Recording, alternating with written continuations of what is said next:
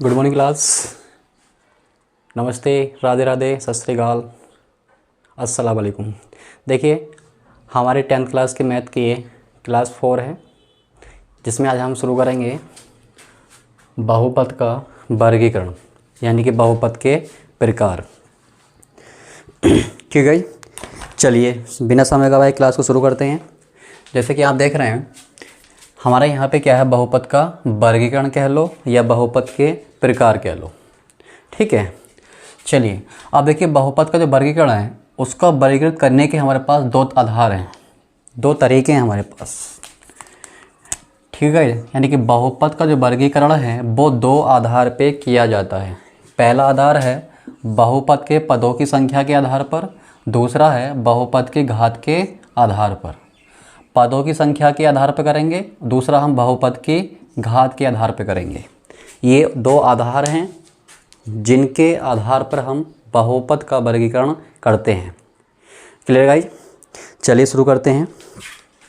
पहला समझते हैं पदों की संख्या के आधार पर। बहुपद के पदों की संख्या के आधार पर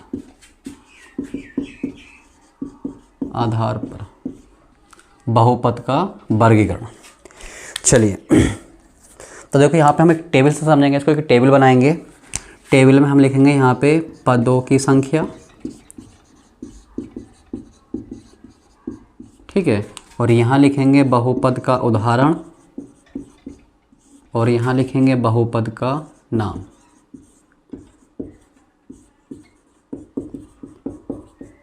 चलिए,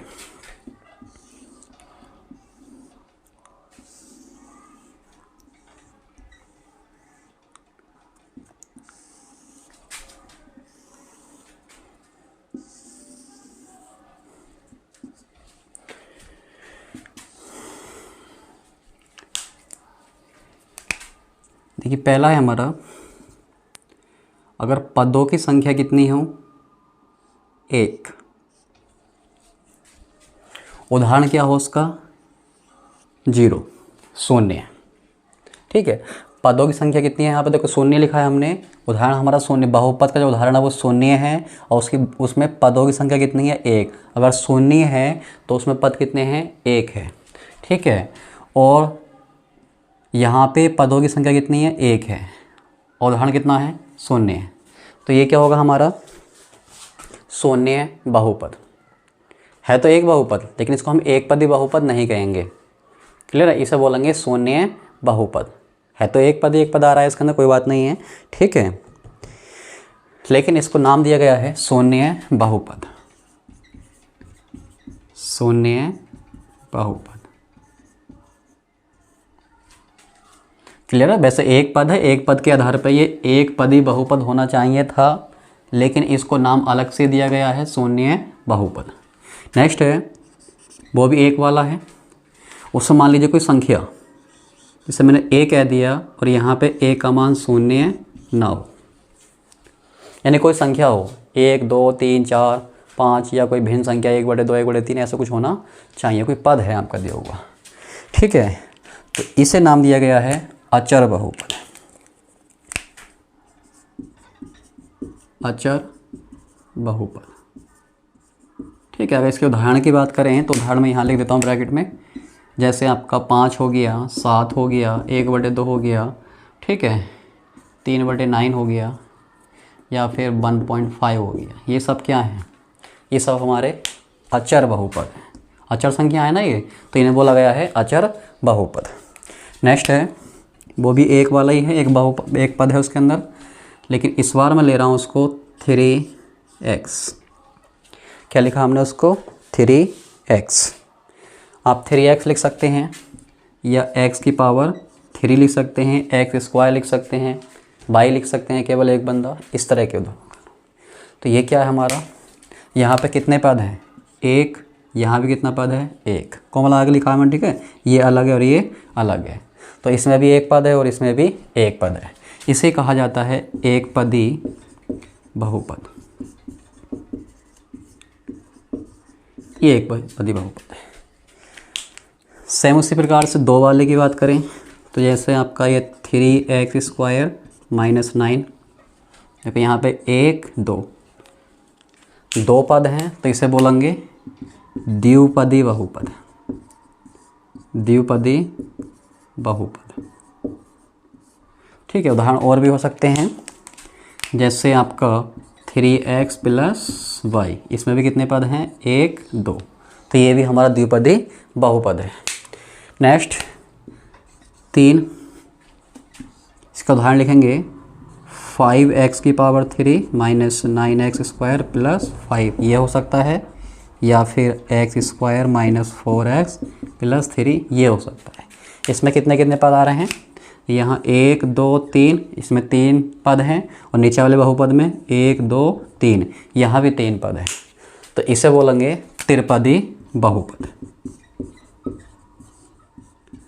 त्रिपदी बहुपद। ठीक है गाइस, आपके जब एक एक पद हैं, ऊपर आप बात कर रहे हैं यहाँ पे एक एक वाले नहीं, तो वैसे तो एक पदी बहुपद है ये, लेकिन हमने शून्य वाले को अलग नाम दिया शून्य बहुपद, जो अचर संख्या होती है उसे नाम बोला, हम उसे नाम दिया गया है अचर बहुपद। और जब आपका चर आना शुरू हो जाए और पद एक ही हो, चर आना शुरू हो जाए और एक ही पद हो, तो उसे कहते हैं हम लोग एक पदी बहुपद। लेकिन आपके जो शून्य बहुपद है या अचर बहुपद, ये भी हमारे क्या है, एक पदी बहुपद है, क्योंकि वहाँ पे पदों की संख्या कितनी है, एक है। तो ये तीनों के तीनों क्या है, हमारे एक पदी बहुपद हैं। ठीक है, लेकिन बस ये है, उसको शून्य होने की वजह से शून्य बहुपद नाम अलग से दे दिया, यहाँ पे अचर संख्या होने के कारण उसे अचर बहुपद बोल दिया। ठीक है, ये तरीका है, थोड़ा सा ये अंतर है दोनों में। खैर, आप समझ पाए होंगे। आगे बढ़ते हैं, दूसरे आधार पर चलेंगे, तब तक आज के स्क्रीनशॉट ले सकते हैं। चलिए, उम्मीद करता हूँ स्क्रीनशॉट ले लिया होगा आप लोगों ने।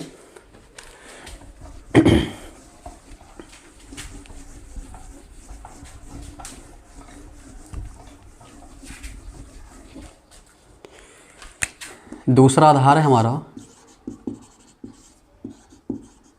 बहुपद की घात के आधार पर, बहुपद की घात के आधार पर। Clear guys? चलिए, तो यहाँ मैं लिखूँगा बहुपद की घात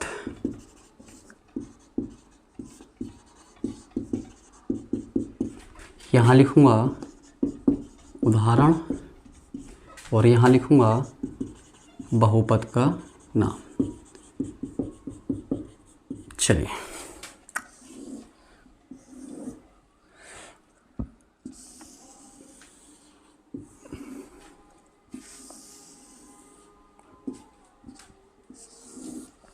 चलिए शुरू करते हैं। देखिए, बहुपद की घात, पहले में आएगा हमारा अपरिभाषित। ठीक है, ऐसे भी बहुपद होते हैं जिनकी घातें क्या होती हैं, अपरिभाषित होती हैं। आप उस बहुपद को देखकर ये नहीं बता सकते कि उस बहुपद की घात कितनी है, आप परिभाषित नहीं कर सकते। जैसे शून्य, शून्य बहुपद है, एक पद है, इसके अंदर बहुपद है, लेकिन इसकी घात कितनी होगी, ये परिभाषित नहीं है। क्यों? क्योंकि आपको पता है 0 लिखा, x की पावर यहाँ पे 0 लिख सकते हो, x की पावर 1 लिख सकते हो, x की पावर 2, x की पावर 3, x की पावर 4 ... x की पावर कुछ भी दो, मतलब n। ठीक है, और सभी का मान कितना आएगा, इन सभी का मान कितना आएगा, 0 आएगा। भाई 0 गुणा पे लगा है ना, आप x की पावर कुछ भी रख लो, जब 0 से गुणा की जाएगी तो कितना आएगा, 0 ही आएगा। तो आप बताइए, 0 पे, 0 के लिए चर की घात कितनी लें, क्योंकि चर की जो अधिकतम घात होती है वही क्या होती है, बहुपद की घात होती है।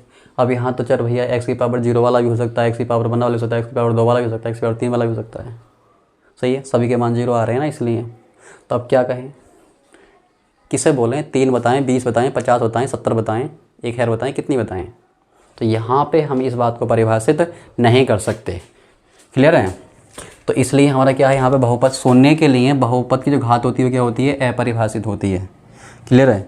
तो इसे क्या कहते हैं हम लोग, शून्य बहुपद। क्योंकि शून्य है ना, तो यहाँ भी इसका नाम क्या है, शून्य बहुपद। दूसरा है, आपका जो बहुपद है उसकी घात शून्य हो सकती है, उसकी घात शून्य हो सकती है। जैसे हमारा कोई अचर पद है और इसकी वैल्यू 0 ना हो, ये शर्त है। मतलब मान 0 नहीं होना चाहिए इसका, और बाकी कोई भी संख्या हो, 3, 5, 7, 11, 20, 50, 60 जो भी कहोगे, ठीक है। अब ये अचर है, यानी कि जैसे मान लो ए के स्थान पे क्या होगा, 3 हो सकता है, 7 हो सकता है, 9 हो सकता है, 5 हो सकता है, ये सब अचर हैं। और अचर को हम ऐसे लिख सकते हैं 3x की पावर 0, एक मिनट, चलिए 3x की पावर 0 इसे लिख सकते हैं, 7x की पावर 0 इसे लिख सकते हैं, 9x की पावर 0। तो यहाँ पे हम x की पावर 0 लिख सकते हैं और ये परिभाषित है। हम x की पावर 0 के अलावा कोई नहीं लगा सकते। क्यों? क्योंकि इसको हम वापस 3 से लेके जाना है भाई। x की पावर 0 लगा दिए तो इसका मान कितना होगा 1, और 1 की गुणा 3 से होगी, 3 ही तो आएगा, तो ये 3 ही रहेगा। तो हम इसको ये लिख सकते हैं, इसको ये लिख सकते हैं, इसको लिख सकते हैं। तो इस हिसाब से हमारा जो चर है उसकी घात कितनी आ रही है, 0 है। आप बाई ले लो, जेड ले लो, टी ले लो, जो भी आपकी इच्छा करे, लेकिन पावर कितनी ले सकते हो उसकी, 0 ले सकते हो, उसकी घात 0 ले सकते हो। तो यहाँ पे जो इसकी घात होगी वो क्या होगी, 0 है। क्लियर है? तो इसे क्या बोलेंगे हम लोग, घात तो 0 है लेकिन नाम 0 के हिसाब से नहीं दिया जाएगा, क्योंकि बहुपद क्या है हमारा, ये अचर है। तो इसलिए इसका नाम क्या है, अचर बहुपद।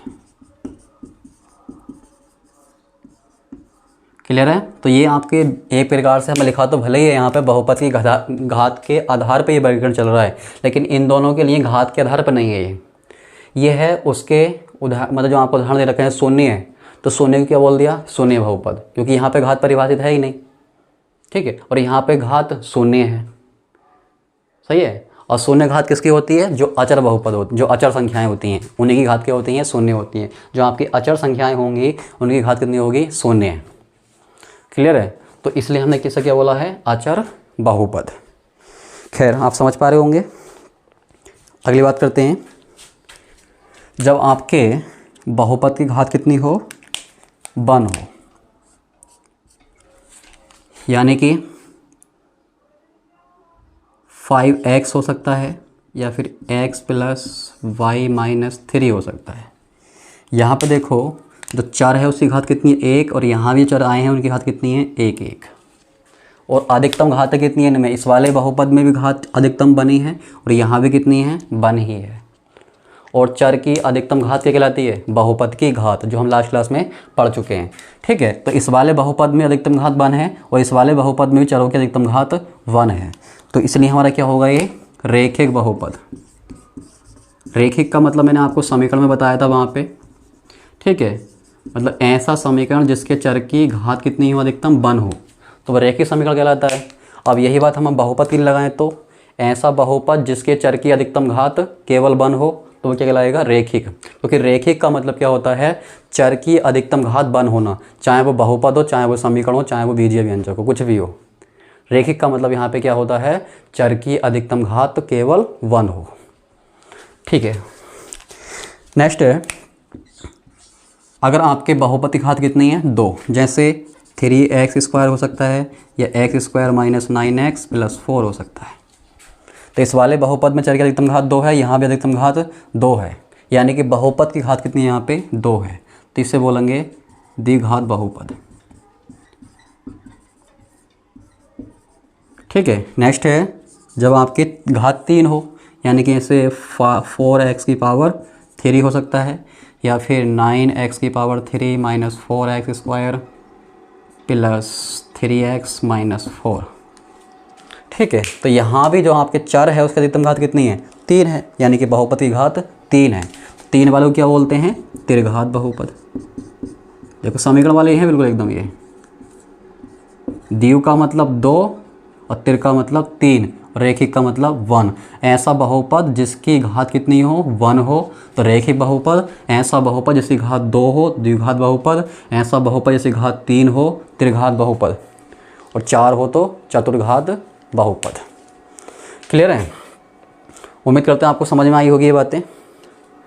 अब देखिए थोड़े से हम इनके मानक रूप की बात कर लेते हैं। जैसे आपका ये बंधा दिया है, इसका जो मानक रूप होता है वो होता है ax + v, और कंडीशन ये रहेगी कि a आपका 0 ना हो, क्योंकि अगर a 0 हो गया तो x की पावर 1 वाला कितना 0 जाएगा।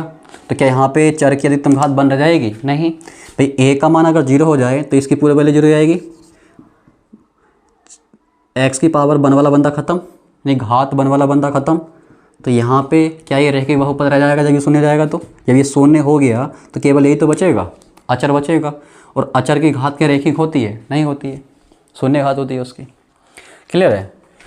दूसरे के इसका मानक रूप होता है ax² plus bx plus c, ये मानक रूप है, ठीक है ना। तीस का होता है ax की power 3 plus bx² plus cx plus d।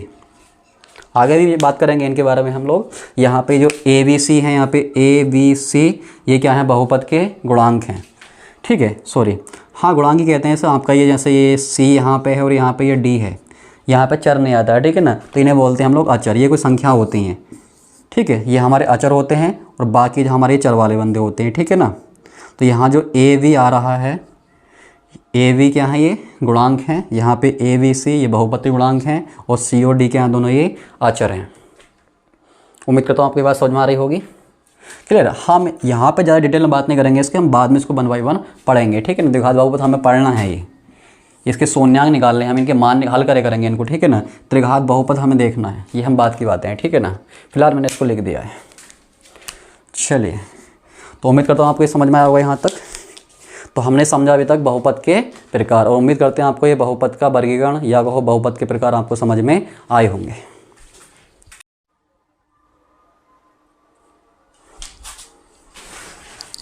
चलिए गाइस, क्लास को आगे बढ़ाते हैं, ठीक है। अभी तक हमने बहुपद के प्रकार समझा, ठीक है। अब हमारा नेक्स्ट टॉपिक है बहुपद का मान। बहुपद का मान किसे कहते हैं, ठीक है ना। आपसे क्वेश्चन में कहता है कि इस बहुपद के मान ज्ञात कीजिए, ठीक है। तो वो हमें क्या होता है उसका मतलब, बहुपद का मान का क्या मतलब है, इस बात को हम समझते हैं और इसको समझाएंगे हम एक एग्जाम्पल के थ्रू, ठीक है। देखिए हमारे पास एक बहुपद है, तो मान लीजिए px बराबर x² प्लस 2x प्लस 4, ये एक बहुपद है। अब ये जो बहुपद दिया है वो किस में दिया है? x में दिया है, यानी कि इसका चर है वो x है, ठीक है। अब मुझे क्या करना है, जहाँ जहाँ x आ रहा है उसके स्थान पे क्या रखूँगा मैं? मान लो 1 2 ले लेता हूँ, x बराबर 2 रखने पर, ठीक है। तो इसको लिखेंगे p2, यानी कि x का मान कितना रख रहे हैं? 2। तो यहाँ पे कितना हो गया? 2 का स्क्वायर प्लस 2 गुणा 2 प्लस 4, 2 का स्क्वायर 4, 2 दूनी 4 प्लस 4, 4 तिया 12, ये आया। क्लियर है? तो मतलब आपने क्या करा, जब चर का मान आपने 2 रखा, यानी कि x का मान जब 2 रखा, तो आपका जो ये बहुपद है इसका मान, ये जो मतलब सॉरी, इस बहुपद के अंदर 2 रखने पर कितना आया? ये 12 आया। ये जो 12 है ये कहलाएगा बहुपद का मान, यानी कि x बराबर 2 पे क्या है? बहुपद का मान है। समझ पा रहे हैं? मतलब इस चर के अंदर, मतलब इस बहुपद के अंदर x के जो मान आप रखोगे तो रखने पे आपको क्या मिलेगा? px का मान मिलेगा ना, इस बहुपद का मान मिलेगा, नहीं मिलेगा? उसकी वैल्यू मिलेगी, ठीक है, एक संख्या मिलेगी ना इसको सॉल्व करने पर, ठीक है। जैसे आप लोग और बात कर सकते हैं हम लोग, जैसे मैं कहूँ आपसे x बराबर -2 रख लीजिए, -2 रखने पर तो रखिए -2 का स्क्वायर प्लस 2 गुणा -2 प्लस 4। अब सब समझते होंगे ये माइनस का स्क्वायर, -2 का स्क्वायर क्या मतलब है? -2 गुणा -2, माइनस के माइनस से करेंगे प्लस आएगा और 2 दूनी 4, प्लस का 4।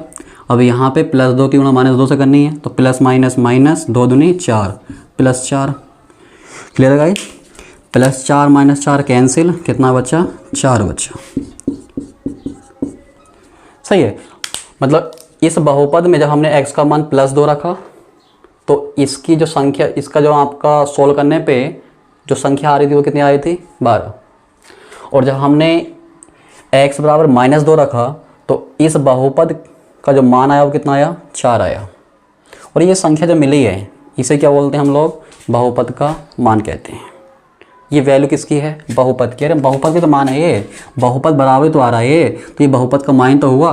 और ये बहुपद का मान कब है, जब x का मान 2 है, और ये बहुपद का मान कब है, जब x का मान -2 है।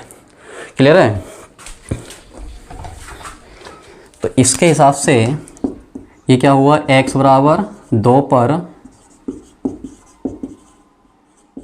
बहुपद px का मान कितना है, 12 है।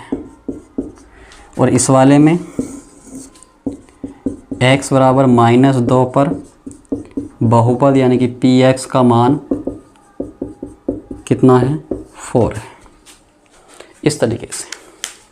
क्लियर है। तो इन्हें बोलते हैं बहुपद के मान। जो आपको बहुपद दिया जाएगा उस बहुपद के अंदर चर के मान रखने पर जो संख्या निकल के आएगी, सोल्व करने पे जो संख्या मिलेगी, उस बहुपद में चर के मान रखने पर बहुपद को सोल्व करेंगे तो क्या होगा, एक संख्या प्राप्त होगी। उस संख्या को बोलते हैं बहुपद का मान, वैल्यू ऑफ पॉलिनोमियल। क्लियर है। जैसे मैंने आपको ये 2 उदाहरणों के साथ समझाने का प्रयास किया और उम्मीद करता हूँ आपको ये समझ में आया होगा। चलिए आगे बढ़ते हैं। स्क्रीनशॉट ले सकते हैं इसका आप लोग। चलिए आपने ले लिया होगा स्क्रीनशॉट।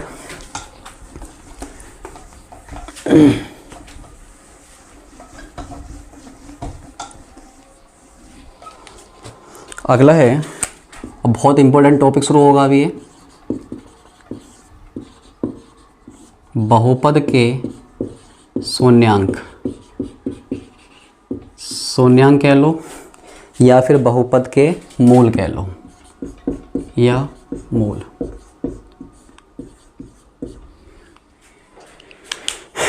बहुपद के शून्यांक या मूल क्या होता है समझते हैं। इसको भी हम एक एग्जाम्पल लेते हैं, उसे समझने का प्रयास करते हैं। जैसे हमारा एक बहुपद है px बराबर x + 4, मैं सिंपल लिया है। क्लियर है।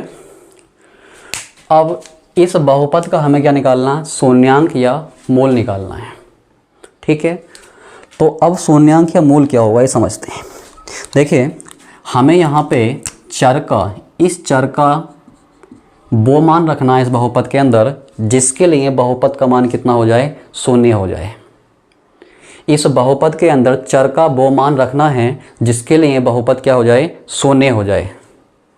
ठीक है। तो क्या रख सकते हैं यहाँ पर, देखो ये x + 4 है, तो ये +4 है। अगर ये -4 हो जाए तो -4 + 4 कितना आएगा, 0 है।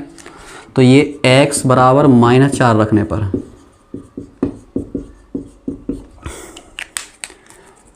तो -4 + 4, तो इसका मान कितना आ रहा है, 0 है। यानी कि x बराबर -4 रखने पर बहुपद का मान कितना आ रहा है, 0 आ रहा है। ठीक है। और ऐसे आप लोग और एग्जाम्पल ले सकते हैं। जैसे हमारा कोई अगला बहुपद है x² - 3x + 4। चलिए इतना नहीं लेते हैं, सिंपल कर लेते थोड़ा सा।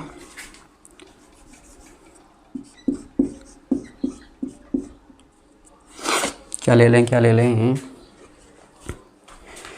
कुछ सिंपल लेने का प्रयास करते हैं।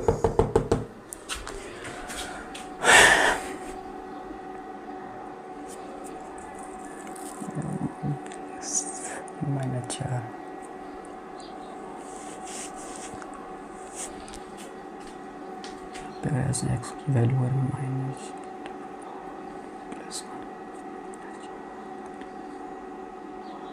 +3 ले लेते हैं। ठीक है। अब देखिए, अब हमें क्या सोचना है, इस बहुपद के अंदर चर का क्या मान रखूं जिसके लिए 0 हो जाए। तो थोड़ा सोचना पड़ता है। ठीक है।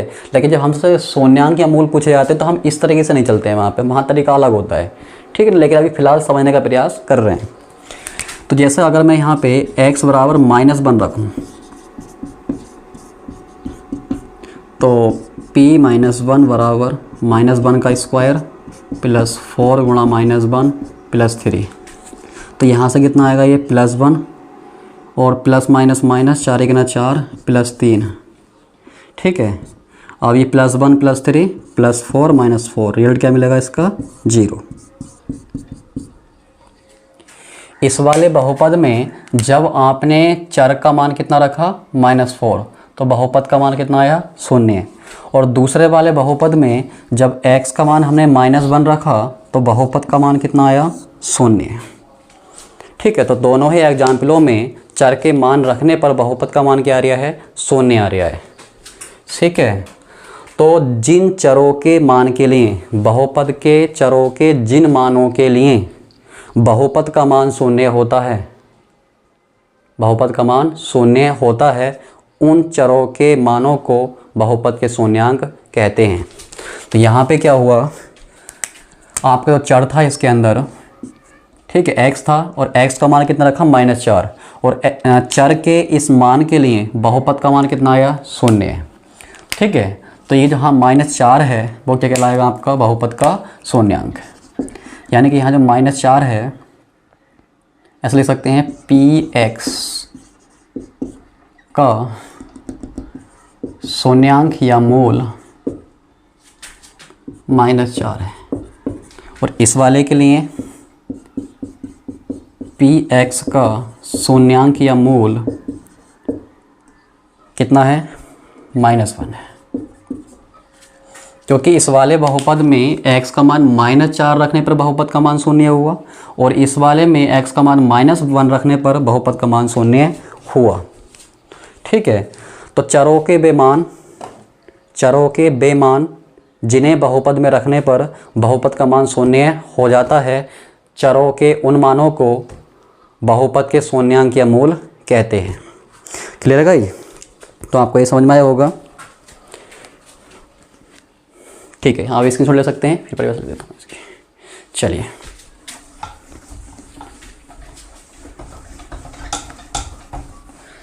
तो इसकी परिभाषा क्या बनेगी, बहुपद के चर के वह मान जिनके लिए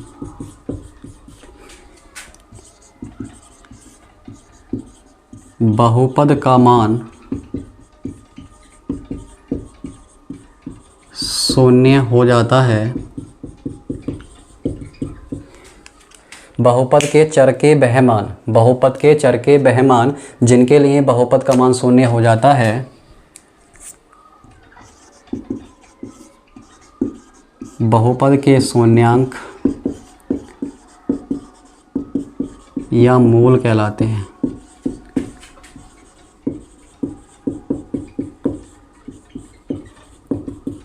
मूल कहलाते हैं।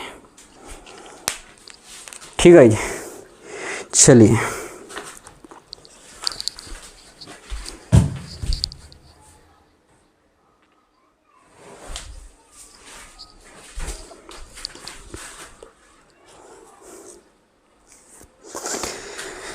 अब कुछ इंपॉर्टेंट पॉइंट है इसमें। इंपॉर्टेंट फैक्ट,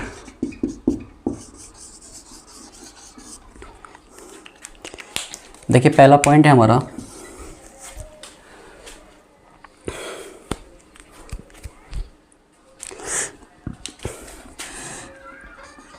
n घात वाले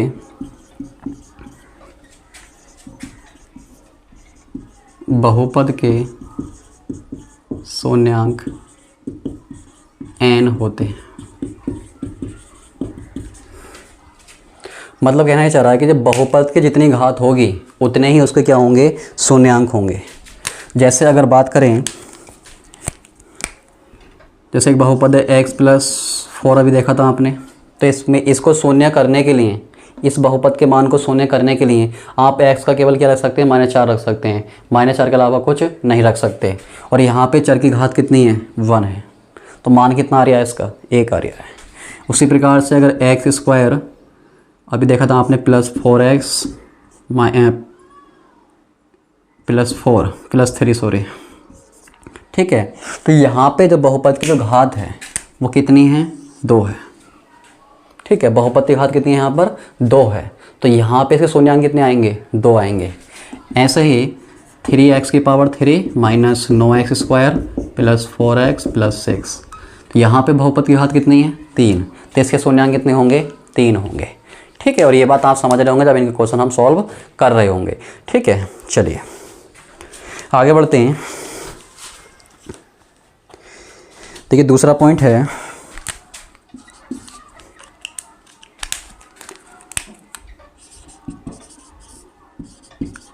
बहुपद के शून्यांक या मूल, या एक बात वो बोलता हल भी कहता है वो, ठीक है ना, हल कीजिए या बहुपद के हल ज्ञात कीजिए, हल भी बोल देता है। तो बहुपद के शून्यांक कहे, मूल कहे, हल कहे, ठीक है, इनकी बात कर रहे हैं। तो बहुपद के शून्यांक या मूल या हल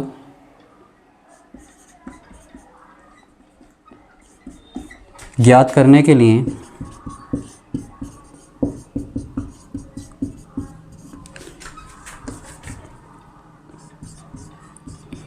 px बराबर 0 लिया जाता है।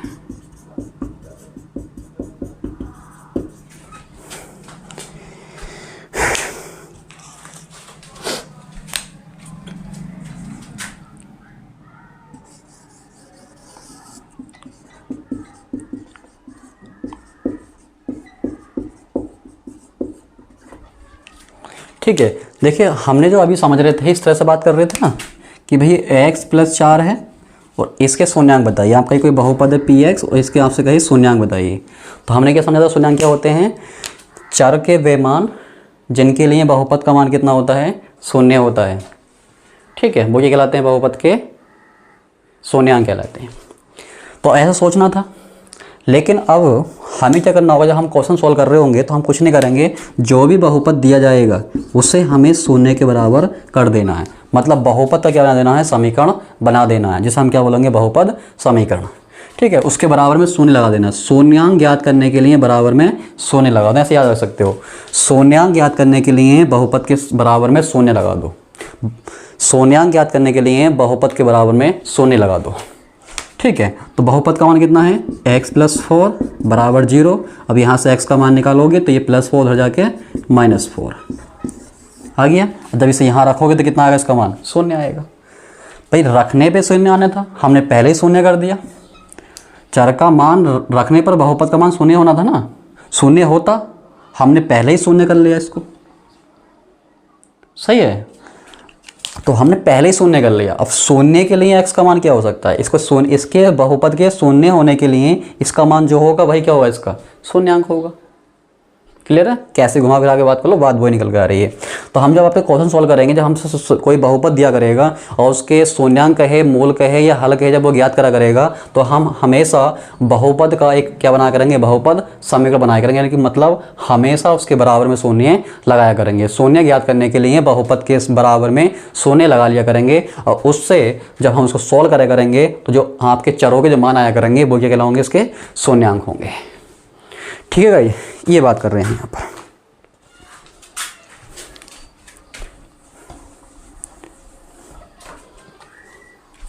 तीसरा है